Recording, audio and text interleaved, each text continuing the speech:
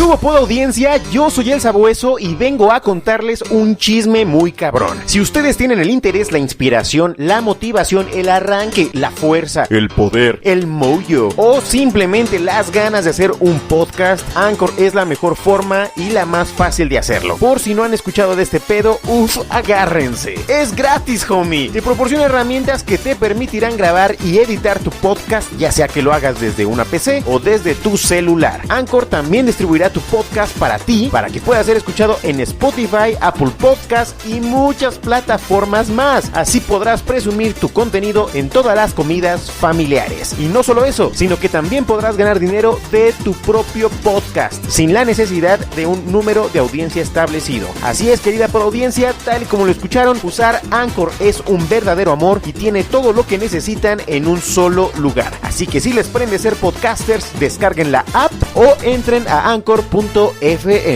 Llévele.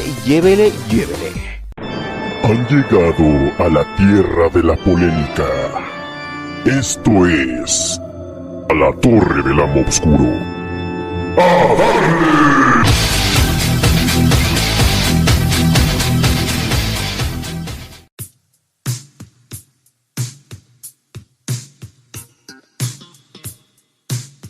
Este programa fue grabado el 6 de marzo de 2021.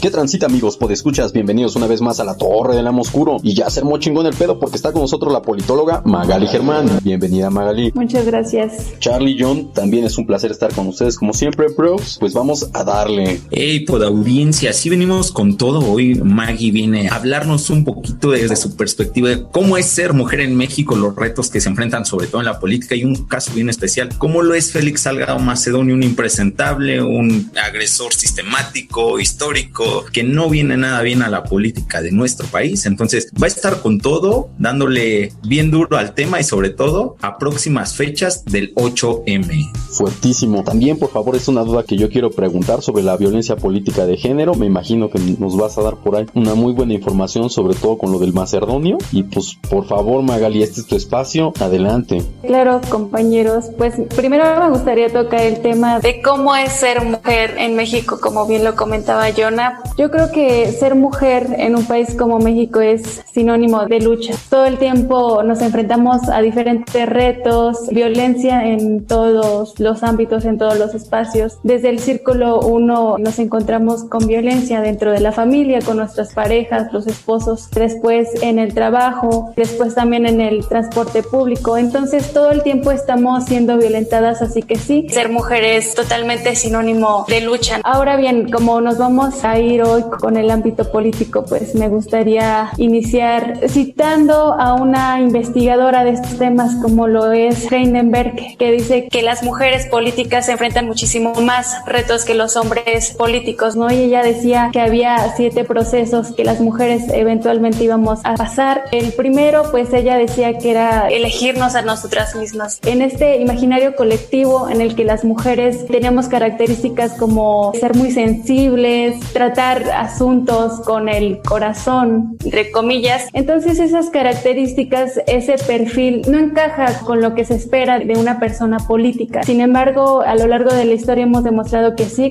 tenemos todas esas características y más para ocupar un cargo público. También otro reto al que nos enfrentamos es este techo de cemento, que son más bien estos estereotipos también en los que esta cuestión de la maternidad a veces se pelea mucho con nuestro desarrollo laboral, y también creo que esa es otra lucha que estamos viviendo, no saber cómo equilibrar nuestra vida laboral con la personal. Creo que también es otro reto importante. También hay que decir otro reto, que es este techo de billetes al que nos enfrentamos, que dirán, ¿qué es el techo de billetes? Es básicamente que los hombres siguen teniendo el poder económico. Como saben, existe una feminización de la pobreza. ¿Qué quiere decir esto? Bueno, que hay más mujeres pobres mujeres que hombres. Otro reto que en campaña se necesitan muchísimos recursos, pero uno de esos recursos sin duda es el recurso económico. Entonces cuando una mujer no cuenta con eso, deja en suma desventaja. El techo de cristal, que también son estos estereotipos, estos chistes que pareciera que no impactan, pero vaya que te ponen en situaciones incómodas. El partido en el que militas, que es el caso que vamos a tratar hoy, que a veces no nos ayuda mucho, un electorado inyectado de estereotipos, que también se lucha diario contra eso. Partiendo desde lo que hablaba sobre los derechos laborales, está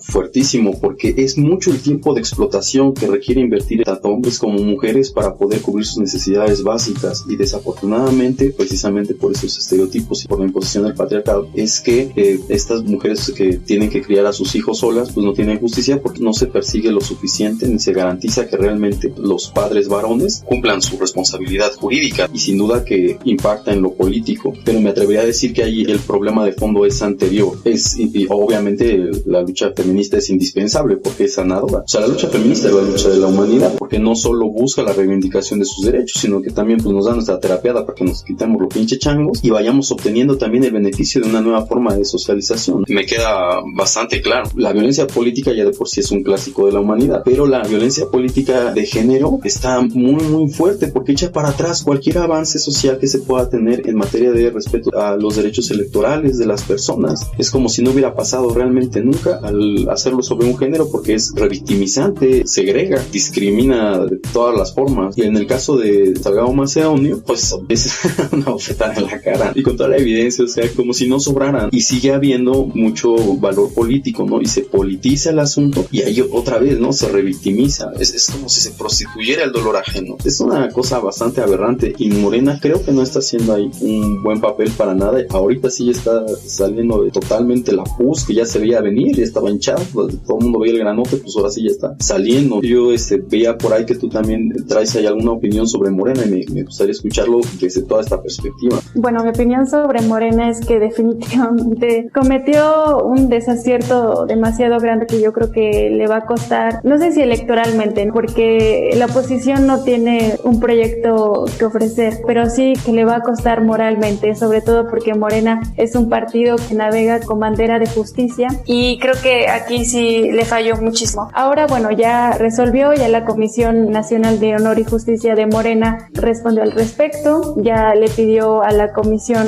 para que renovara este proceso de selección, pidió que los perfiles fueran aún más observados. Sin embargo, pues ya está en el ojo público, ¿no? Y creo que aquí pues se tiene que resarcir el daño, ¿no? Me preguntaban mucho, ¿un partido político puede revictimizar? Pues claro, puede, y qué grave, ¿no? Ojo, no quiere decir que en los demás partidos no haya agresores, ¿no? Los demás partidos también están repletos de agresores. Dos casos muy emblemáticos, el primero, ¿no? Del PRI, que fue el actor intelectual de que le lanzaran ácido en la cara a una saxofonista, no solo porque esta chica no quería ya seguir, no sé si era una relación. Después, la historia te va marcando también que la oposición pues ha sido también aberrante con las mujeres que han militado en su partido. Hace muchos años, cuando por el 2000, cuando estaba esto iniciando lo de cuotas de género, que es cuando se establece un porcentaje de un género para que no sean todos hombres, el PAN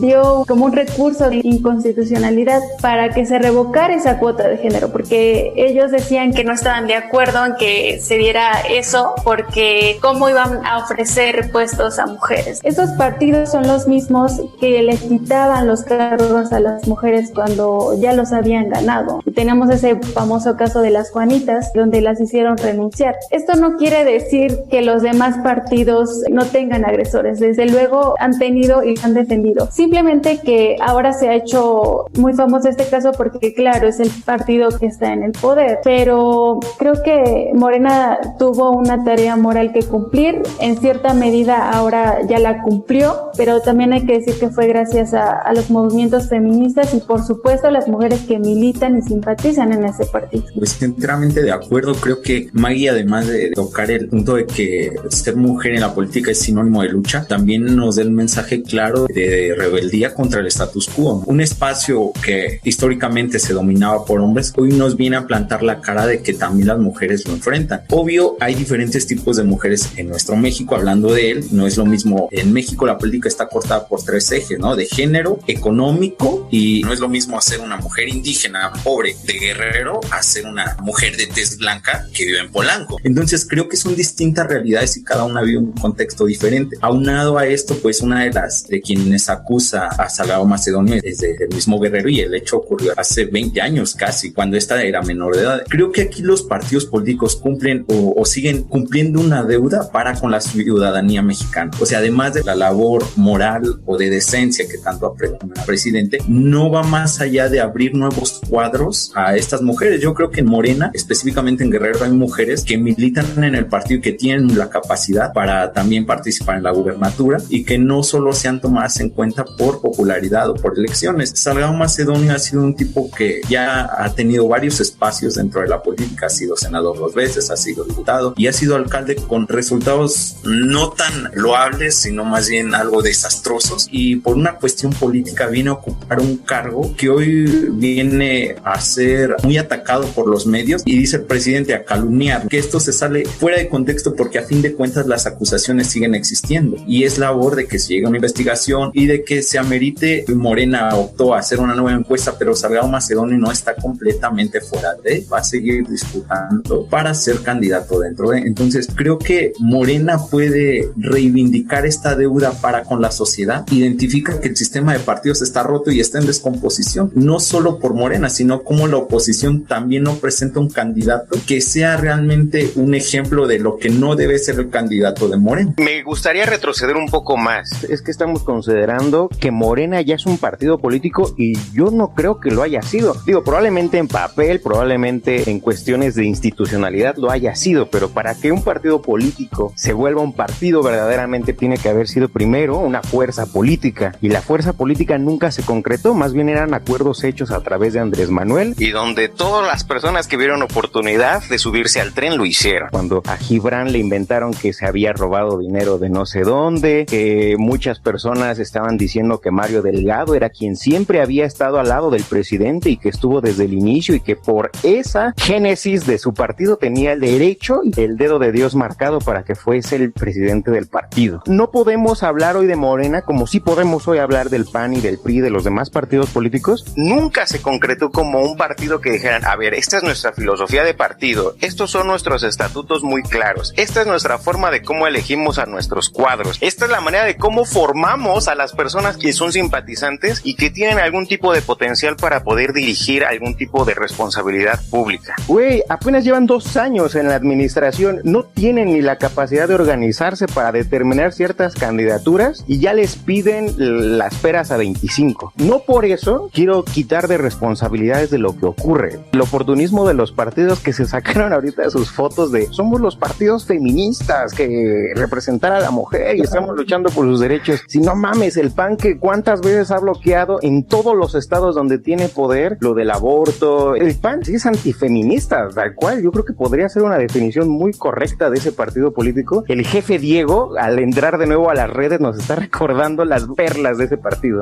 Morena, de hecho, primero inició como un movimiento, ¿no? Pero hay que decirlo, o sea, le llamaban la campaña eterna de López Obrador. Y es eso, o sea, Morena no nació de la noche a la mañana. Morena llevaba muchos años atrás trabajando desde que inició López Obrador en el PRD, después se acabó, después se inició con este nuevo proyecto de Morena. Lo que pasa es que Morena es tan plural, sí, porque inició siendo eso, un movimiento. Había todo tipo de gente. ¿Hubo desaciertos? Pues sí. Desde un inicio creo que aquí en Hidalgo se vio específicamente un grupo que está muy ahí poniendo el pie a que avance la cuarta transformación, es cierto. Pero también hay que decirlo, como tú dices, muchos se quisieron colgar, todos quieren aprovechar esta gotita en el desierto de poder, y ciertamente sí, creo que esa es una crítica que podría hacerle al movimiento del que yo soy parte. No soy militante, soy simpatizante. Se está organizando en la medida de lo posible. Yo jamás más bien era antipartidista, la verdad. Te digo, no milito, pero decidí porque se ha construido un discurso alrededor precisamente de este caso de Salgado, de que la cuarta transformación es como antifeminista o que va en contra del feminismo. Yo pienso que no, porque ha tenido muchos también aciertos partidos Morena en esta lucha que vamos teniendo nosotras las mujeres. Y creo que por eso me sumé, porque vi una agenda en la que sí estamos incluidas las mujeres. Claro, este caso mancha muchísimo, pero también hay que decir los aciertos que ha tenido. Por ejemplo, este es el primer gobierno ciertamente paritario. También recordemos las marchas que los grupos feministas hicieron y la actitud que tomó el gobierno tanto de Claudia como de López Obrador ante esto, y que si un gobierno de la derecha hubiera estado ahí, seguramente habría pasado algo así, ¿no? Y un claro ejemplo fue lo que pasó en Jalisco, donde las mujeres también ahí se manifestaron y acabaron en la cárcel, acabaron con disparos incluso, acabaron amenazadas. Yo sí veo y quiero poner sobre la mesa esas diferencias porque creo que por ahí también hay que llevar el discurso. También en el legislativo todas las reformas que se han hecho, ahora ya se puede castigar precisamente esta violencia política, ¿no? Ya se puede castigar desde lo penal, desde lo administrativo, instancias electorales, este principio constitucional que es la paridad de género, que es un gran avance porque no lo está limitado a un gabinete, va para los congresos, va para los ayuntamientos, etcétera. También esta decisión muy buena que tomó López Obrador de poner a la secretaria Olga Sánchez Cordero, que si lo comparamos con ahora lo que pasó con Estados Unidos, con esta Kamala, que ocupa el lugar de vicepresidenta, pues si hacemos esa comparativa es como el puesto similar, se podría decir, y en ese sentido México precedió al país vecino. En los programas sociales, por ejemplo, hay una vinculación o un eje en el que tiene que haber como beneficio más para las mujeres, por ejemplo, en el programa de Jóvenes Construyendo el Futuro, ¿no? Donde beneficia a más mujeres que hombres, beneficia a 58% de mujeres y 42% de hombres. Y creo que eso es lo que también se tiene que poner sobre la mesa de ¿por qué? Bueno, pues por todo esto. Claro, ahora está, en el ojo público este caso, que sí, que se tiene que analizar y que resolver con inmediatez. Y que, ojo, también no hay que quitarle el peso a quien lo tiene, ¿no? Como dices, Andrés Manuel ha tenido un discurso desatinado en este momento con este caso. Más que desatinado, yo diría que no ha dicho lo que quisiéramos escuchar que dijera. Genuinamente creo que ha tenido una agenda feminista en buena medida porque pues el gobierno es paritario, que no siempre suele ser así, pero creo que en esta ocasión Morena es, como dirían por ahí, lo menos peor. ¿Es lo mismo Morena que el obradorismo? Pues diríamos que no. Yo siempre he dicho que no soy Morena, que soy obradorista. Muchos militantes de Morena y simpatizantes de Morena no están de acuerdo con lo que, por ejemplo, hace Aura Delgado, lo que han venido haciendo los dirigentes, porque han tomado decisiones muy errantes. En esta decisión de López Obrador de no entrar en los discursos o más bien problemas internos del partido, creo que pues nos ha salido muy caro. Fíjate, hay dos puntos que a mí me gustaría rescatar. Uno es la postura de Obrador ante estas situaciones que implican directamente organizaciones feministas, y pienso que él ha sido astuto y se ha mantenido neutral, porque creo que también existe un fenómeno bastante evidente que es la suplantación del feminismo a través de movimientos impulsados por la derecha. Si él se entregara de esa forma, pues él solito se daría un tiro en el pie. Creo que ha sido astuto en ese sentido. Yo sí me considero obradorista, no me considero morenista, y Obrador, bueno, no tampoco obradorista, me cae bien. El viejito diría lo mismo que dijiste en un momento, Magali, es el menos peor, pero sin duda que es un hombre admirable. O sea, su persistencia es la que ha demostrado que él puede, ¿no? O sea, es alguien en quien se puede confiar. Por otro lado, también pensaba que pues Morena ya no es Obrador. En su momento sí, ahorita ya no es, ¿no? En ese momento creo que es cuando nace esa diferencia entre el obradorismo y el morenismo. Yo no sé si después de que Obrador salga quisiera regresar a retomar la dirección de su partido, y por eso ahorita le vale madre, ¿no? Y dice, no hay pedo, ahorita que regrese pues van a ver, ¿no? Igual y ya se abre y yo qué sé, ¿no? Pero lo que sí es cierto es que hoy Morena no es lo que había sido el aparato político de Obrador, porque bien lo decías hace un momento, es su aparato político que pues bueno se ha ido transformando. Vamos, son más de 2-3 décadas, una cosa así, ¿no? O sea, ya tiene sus ayeres. En este momento definitivamente ya no es ese aparato político que era el de Andrés, y no está Andrés, entonces tampoco ya es el obradorismo, pues siempre ha sido Obrador. Sí pienso de cualquier forma que el menos peor no debería ser aceptable para ninguna sociedad humana, porque finalmente pues, las responsabilidades son responsabilidades, aunque alguien las haya hecho peor. Diría por ahí mi padre, y a lo mejor no quiero pecar de vulgar, pero diría, mal de muchos, consuelo de pendejos. Me decía mi jefe cuando me cagaba. Me acuerdo de eso, y desgraciadamente es eso, porque finalmente nos siguen dejando en indefensión a la población, y bueno, y como ha sido desgraciadamente históricamente, en mayor proporción a las mujeres. Pienso que es tan importante que se anexen rostros femeninos a la política del país, como es indispensable que estos rostros femeninos que se dicen feministas realmente sean feministas, y que se promueva la cultura entre las mujeres para poder discernir de eso. Digo, si chingan ni se promueve entre todos para poder discernir de un político decente de uno que no, pues pienso que las únicas que sí van avanzando algo y que ya pueden tomar cartas en el asunto, pues son las feministas, ¿no? Y nosotros lo que nos toque, ¿no? Sin protagonizar ni nada. De hecho, bueno, eso que mencionas es súper importante, porque en la representación de las mujeres en el ámbito político hay dos visiones. Primero está la representación descriptiva, que es decir, cuántas mujeres están ocupando esos cargos de decisión, y creo que bueno, en eso ya hay un avance. Y después está la representación sustantiva, es decir, de esas mujeres, cuántas están llevando pues de verdad los intereses de las demás mujeres. En ese sentido sí creo que falta un poco, que el feminismo es por y para las mujeres.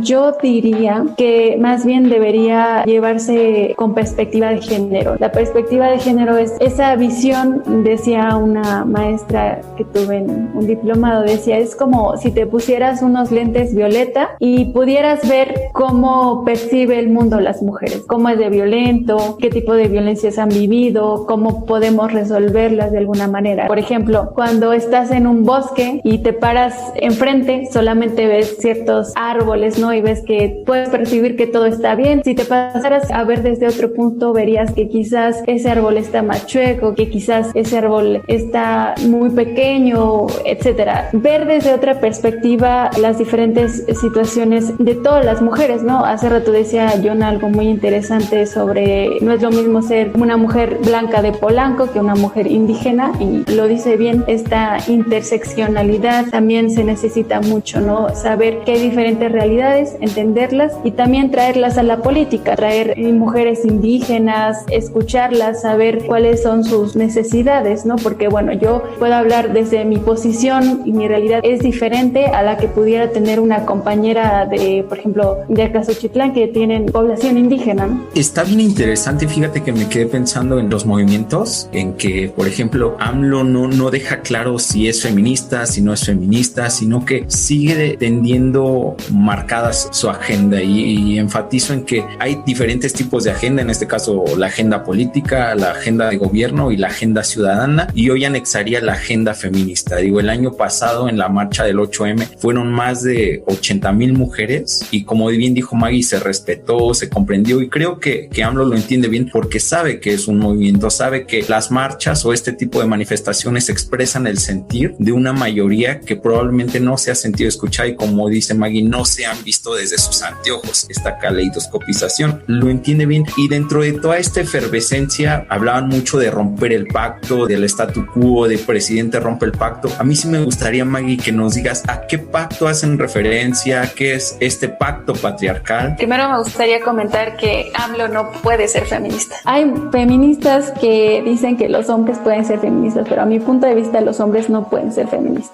AMLO, él ha dicho, yo no soy feminista, y lo ha dicho bien. Este pacto del que se habla, pues precisamente existe una estructura patriarcal en la que en este mundo androcentrista, donde los hombres tienen total dominación, tienen el poder económico, tienen poder político, bueno, rompa el pacto quiere decir ya no se cubran entre ustedes, porque entre mujeres, 9 de cada 10 mujeres son violentadas de distintas maneras, y todas conocemos una amiga que ha sido violentada, pero ¿ustedes conocen a un amigo que es agresor? Es pregunta. Este caso que hubo del que iba para candidato de Morena, también, de hecho, justamente que le sacaron unas fotos con un comportamiento que no es nada sano a nivel psicológico y social con su hija. La verdad, he tenido la experiencia de conocer muchos papás solteros que por una u otra razón pues se quedan con sus hijos. Yo le daba el origen o la explicación a eso, pues se aferraban a lo que tenían más inmediato, que eran sus hijos, y se desvivían por ellos. Pero honestamente, después de ese caso, y más de leer los comentarios en el perfil de este hombre de, ay, qué bonito papá que hace eso con su hija, sea, qué admirable que él haga ese tipo de cosas. No puede ser. ¿Cuántas veces por no pensarlo, por no verlo, por no tenerlo presente como algo que sucede y que puede ser el vecino, el compadre, el papá, el tío, el hermano, el primo, nosotros mismos? Entonces sí, claro que sí, conozco. Fíjate que sí he conocido hombres. Tienes razón, los hombres no podemos ser feministas, podemos entender el movimiento. Mi opinión en este caso iría en que sí he visto estas agresiones, quizás no de forma directa, pero he escuchado muchas expresiones al hablar de feminicidios y eso de mujeres diciendo, seguro andaba en malos pasos, o seguramente ella misma se lo buscó, o seguramente ella lo estaba provocando, cuando no es realmente así. Esto, bueno, primero quiero retomar lo que dijo Sabueso.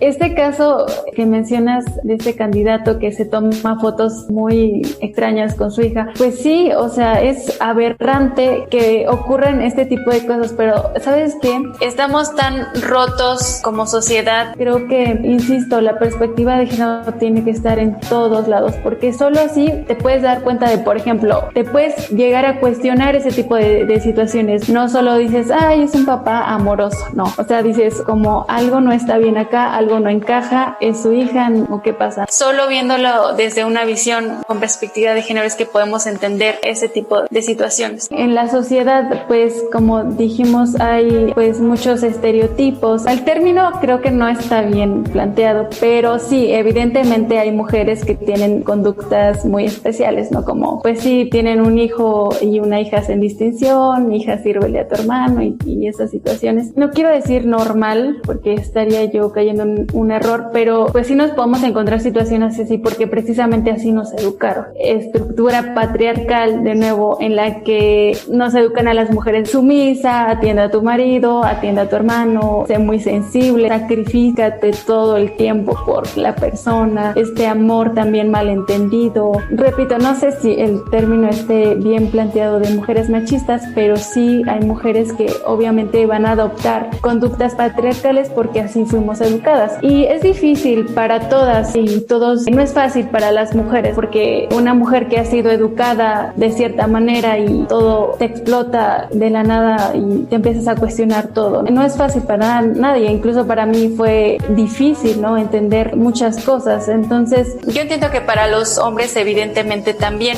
porque descubrirte como, por ejemplo, las mujeres descubrirnos como víctimas no está padre, ¿no? Y los hombres descubrirse como agresores, e incluso los hombres tomaron una posición de, oye, me estás agrediendo, yo no soy agresor, pero más bien de tomar una posición de rechazo, es decir, bueno, ¿por qué están diciendo esto, no? Escuchar, siempre les decimos, escuchen. Por ejemplo, ahora viene el 8 de marzo, ¿no? El Día de las Mujeres, y bueno, yo no les quiero decir, llegan felicidades, son hermosas, lo mejor del mundo, ¿no? Y digo, no hagan eso, no nos feliciten, o sea, mejor cuestiónense ustedes mismos qué están haciendo, qué están aportando en esta lucha. Y pueden iniciar de la cosa más sencilla. Ustedes acaban de decir que conocen amigos agresores. Los han denunciado, han cuestionado su comportamiento. En una charla entre amigos siempre hay el amigo que pone sobre la mesa hablar del cuerpo de una mujer y eso es violencia. Hay que decirle, a veces vamos a incomodar al amigo, pero hay que decirle, amigo, hermano, yo creo que en una mesa el cuerpo de una mujer jamás tiene que ser tema de conversación. Entonces desde ahí podemos empezar, es algo muy, muy sencillo. Pues yo me conozco a mí para empezar, ¿no? Y sí es muy difícil porque fíjate, bueno, también es una cuestión generacional, porque sí mucho depende de la crianza de los padres, ¿no? Es un aprendizaje vicario, es inevitable. Y eso es lo que lleva a esta repetición de patrones de conducta. Sin duda que esta parte de reconocerse víctimas es un paso muy importante para la trascendencia de cualquier persona en alguna situación de la cual está siendo vulnerable.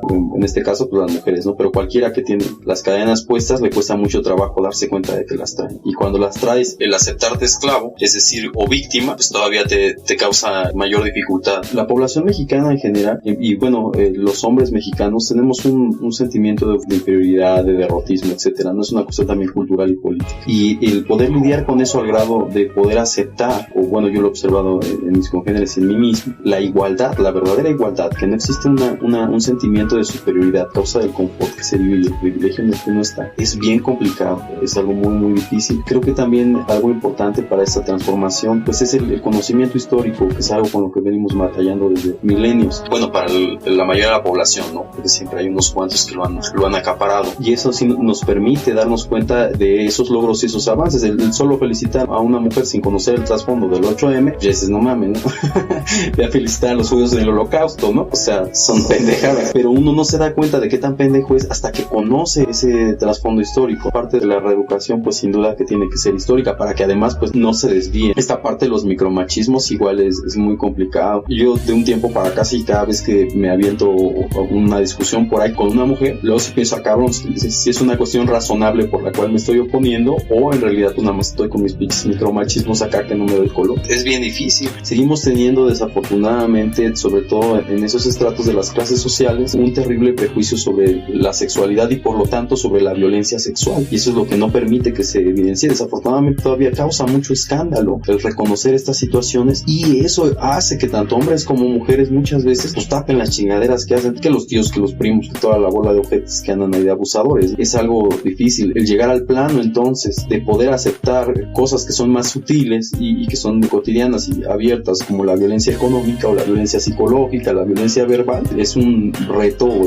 titánico. Obviamente, por lo tanto, el esfuerzo debe ser titánico, pero pienso que es lo que nos ha detenido mucho aquí en México en cuanto a eso. Estamos como el señor Burns en un capítulo que le detectan todas las pinches enfermedades del mundo y nada más se mueve una, se muere. Así estamos los mexicanos, estamos jodidos de todos lados. No tenemos educación política, no tenemos educación económica, no tenemos educación histórica, no tenemos educación en general, y aparte pues tenemos toda la violencia, todo el colonialismo, bueno, ahora imperialismo, etcétera. Neta que sí está bien cabrón lo que se nos puede avecinar, pero sin duda este ejercicio de democracia, buscando llevar la política de género a la conciencia de las personas a que se lo cuestionan por lo menos un tantito, yo creo que es un gran avance. La verdad, hasta un momento de mi vida yo consideraba que no era como se supone que tendría que ser como hombre, porque a mí no me daban risa ciertas cosas, porque a mí no me gustaban participar en ciertas dinámicas, porque yo no pensaba lo que luego un grupo de amigos siempre pensaban todos al unísono, y yo, bueno, ok, ¿no? Entonces como que hubo una parte de mi vida en la que me sentí excluido por no ser como se supone que debían ser los hombres, o como debía ser un hombre. Y de repente en un momento ya de mi vida más adulta me doy cuenta de, no güey, no mames, no hagas esas cosas, ¿no? O sea, debería ser lo que deberías estar evitando todo el tiempo. Comprendo por qué las resistencias de ciertos hombres, no la justifico, pero comprendo por qué la resistencia de ciertos hombres cuando les dicen, oye, es que estás agrediendo, estás volviendo un agresor. Somos agresores no porque tal vez no violentemos físicamente, pero seguramente en algún comentario, en alguna actitud, en algún comportamiento lo hemos hecho muchas veces y lo reproducimos, ¿no? Al no decirlo, no evidenciarlo, no llevarlo fuera del secreto. Si no te unes o te pones por lo menos en la disposición de poco a poco, ok,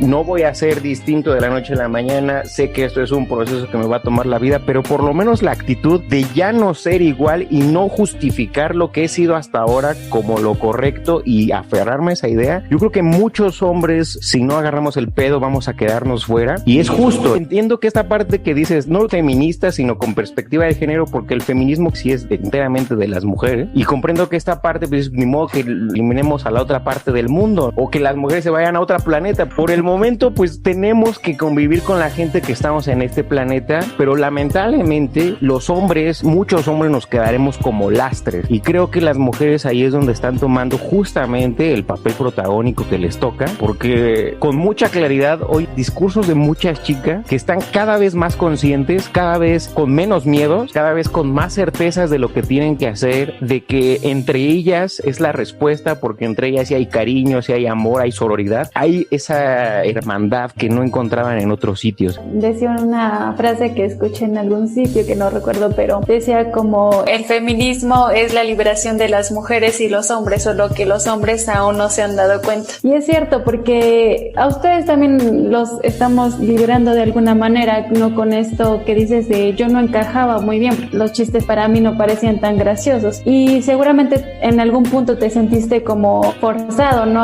Bueno, pues ya me río por compromiso y bueno, dale, no, estamos aquí en el desgorre. Y es eso, como ayudarlos a ustedes también en esta parte en la que los hombres no hablan, los hombres no demuestran sus sentimientos. Para ustedes, si estoy triste, estoy enojado. Si estoy feliz, un poco lo demuestro, no mucho. Si me siento agobiado, enojado. Todo lo canalicen en enojo, y es obvio que ustedes son como una olla express que en algún punto va a tener que explotar. Los hombres se suicidan muchísimo más que las mujeres. Hay que analizarlo. ¿Por qué sucede? Es porque a ustedes se les prohíbe que hablen de sus sentimientos, que ejerzan su paternidad adecuadamente. Es que la mamá tiene un vínculo muy especial con el hijo, porque no, y digo, bueno, sí, ok, no, ella lo trajo en el vientre, pero pues eso no te quita responsabilidad como papá. Un papá puede ser tan apegado como la mamá. También se están liberando ustedes un poco, ¿no? De decir, vaya, o sea, sí puedo hablar de mis sentimientos, puedo llorar en público y soy tan hombre como ayer y antier. Creo que nos falta mucho. Yo sí creo que algunos hombres sí están como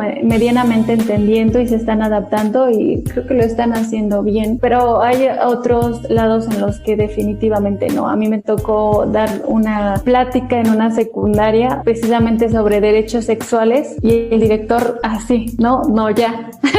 Esto ocurrió en San Agustín Tlaxiaca. Me pareció muy impactante eso, porque dije, wow. Y luego no quieren que las chicas no aborten también, que es otro tema. Regresando un poco al tema, me interesaría hablar sobre el caso de Félix, porque creo que habla sobre muchas cosas que creo que por los medios y lamentablemente por el oportunismo de muchas personas no se está tocando como realmente debería tomarse este tema. Para empezar, hay 2 denuncias, una supuestamente por la Fiscalía de Guerrero, ya prescribió porque fue en 1998, y que ese tipo de delitos pues ya ahorita ya para qué buscarlos, prácticamente fue lo que fue a escupir ahí en su comunicado el fiscal. El otro caso que me parece muy interesante, y más porque la abogada litigante de ese caso es Patricia Olamendi. Ella es la prestanombres del grupo Latinus y muchas cosas. Por eso me gustó que comenzáramos de esta manera. No es por quitarle responsabilidad ni por decir que esto no es una aberración, es algo que no debería estar ocurriendo, pero también hay que tener conscientes de que hay muchas cosas que están saliendo alrededor de esto. Para empezar, la fiscalía en este segundo delito sigue investigándolo, no es que ya lo liberaron y ya, o sea, el Instituto Electoral lo consideró como candidato porque no había otra opción dentro del partido. Entonces, si el único registrado y ya ayer se cumplieron los tiempos, pues tenían que poner al candidato. El problema es, pues prácticamente ya ahorita es casi decisión de Félix, ¿no? Si se queda o no con la candidatura, en lo que dan respuesta por esta, no nada más por la investigación de la fiscalía, sino también por la reposición de la candidatura. Yo no le daría ningún tipo de responsabilidad todavía, más allá de la política,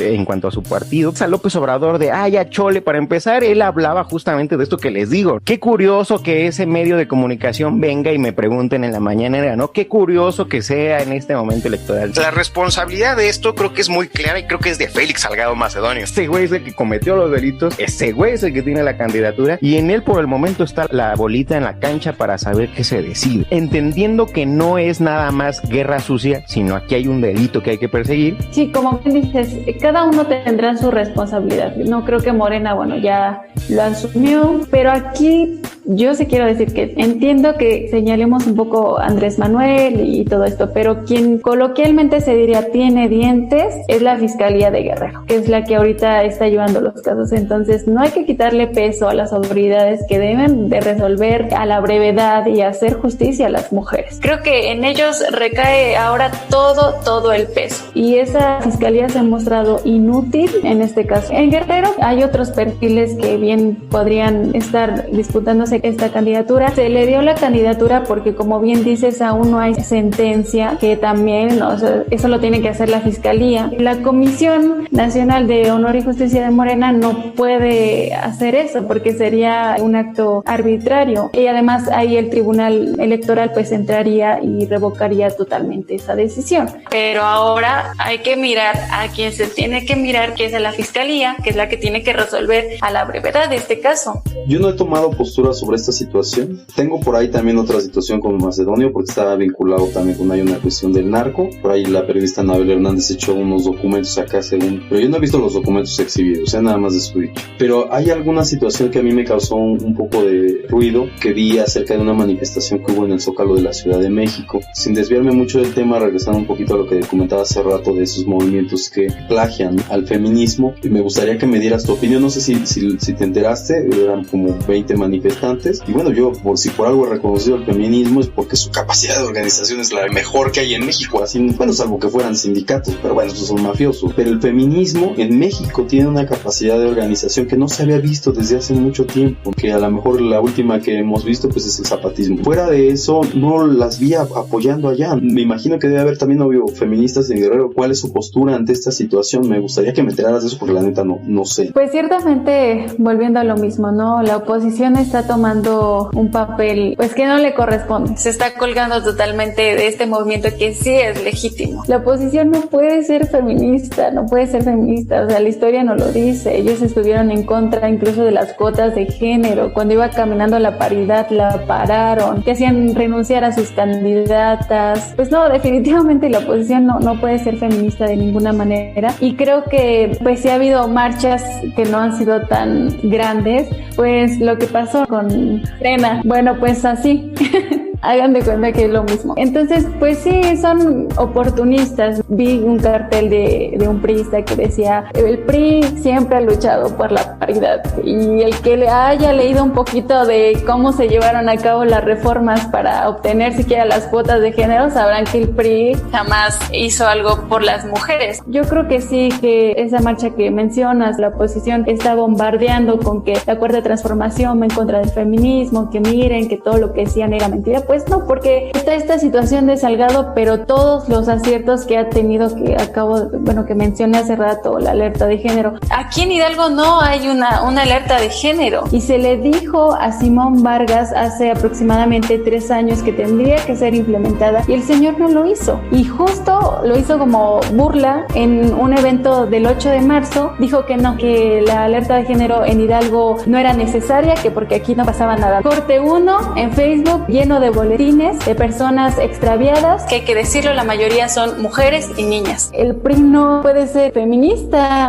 Vamos a señalar a Andrés Manuel, que ha tomado una posición neutra y que así tiene que ser. Él ha dicho, bueno, mi postura es, y lo dijo textualmente en la mañanera, creo que este asunto lo tienen que resolver las mujeres y los hombres de Guerrero y las autoridades competentes. Pues sí, es una posición sumamente oportunista, una posición sucia, que hay que desenmascararla. También este discurso de la Cuarta Transformación lo está haciendo todo mal. No es así.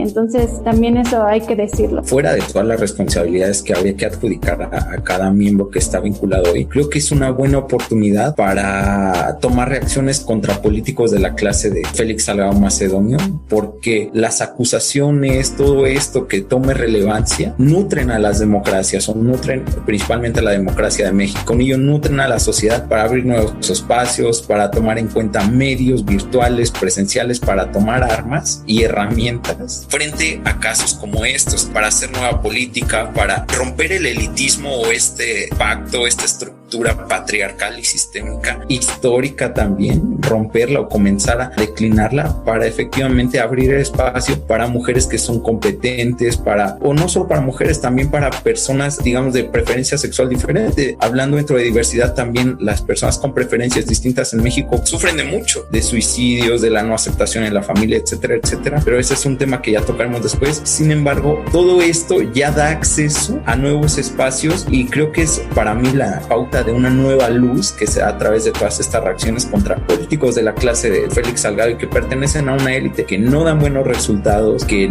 simplemente son, digamos, estrategas por intereses dentro de la política mexicana y que no merecen este tipo de posiciones gubernamentales. Vieron que estaba Nestora también, pero no sé, ¿tú qué opinas de Nestora, Magali? Yo creo que sería una buena opción, ¿no? Y creo que algunas militantes de Morena ya hemos hablado al respecto. Y simpatizantes, puede ser un candidato, puede ser una candidata, para que se repare bien el daño. Creo que sería un buen perfil. Solo decir que hay que darle peso a quien realmente lo tiene. Por ejemplo, en este caso de Salgado, sin duda es la Fiscalía, que la lucha de las mujeres sigue y que esperemos que ustedes también se sumen y que pues nos escuchen, que haya más espacios como este para que podamos deconstruirnos juntos. yo tenía una postura diferente a estos temas. A mí me costó mucho entender que por ser hombre en el sistema en que vivimos, pues ya tenemos privilegios comparándolos con ser mujer. Entonces a mí me costaba mucho porque yo decía, no manches, estoy jodido, mi piel es de tez morena, entonces pues no creo que tenga muchos privilegios. Al construir de raíz o analizar de raíz este trasfondo, pues sí, al ser hombres sí naces con algunos privilegios frente con las mujeres, sobre todo con la forma en que te educan o cómo vives socialmente, y en la academia también lo vi. Algunos profesores te hipersexualizan, te acosan, te piden favores, como ellos los llaman, por notas o por diferentes cosas. En espacios donde debe ser ampliamente debatido y criticado, estas cosas pues llevan a detalles que van manteniendo el status quo y que obviamente pues a los hombres que van ahí pues siguen reproduciéndolos y siguen lastimándolos. ¿Qué mensaje te gustaría, Magali, dejar aquí a la audiencia con esperanzas de que ya tú decidas hacerte de un terrenito aquí en el podcast? Que inviten a más mujeres y claro que me quedo.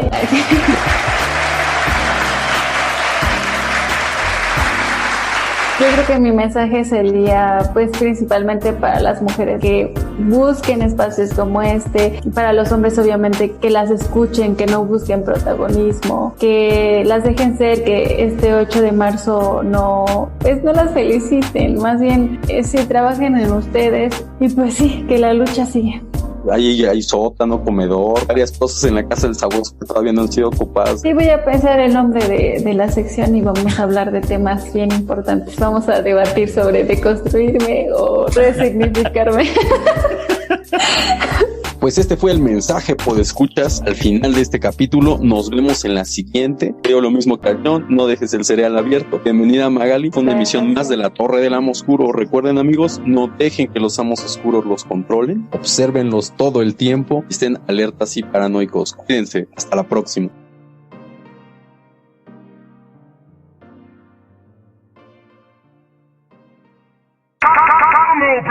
Fuera.